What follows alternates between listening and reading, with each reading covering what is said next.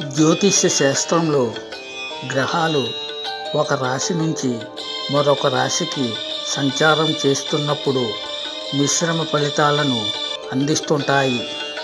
గ్రహాల రాకుమారుడు బుధుడు జూలై 4వ తేదీన ఉత్తరం నుండి దక్షిణానికి దిశ మార్చడం వలన కర్కాటక రాశి వారు గతంలో పెట్టిన పెట్టుబడి లాభాలు తెస్తాయి.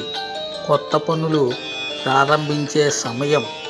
ఏకాగ్రతతో నిర్ణయాలు తీసుకుంటారు. విద్యార్థులు పరీక్షల్లో విజయం సాధిస్తారు. నిర్ణయాలన్నీ సత్ఫలితాలను ఇస్తాయి. ఏమైతేనేమి బుధుడి అనుగ్రహంతో మంచి జరుగుతుంది.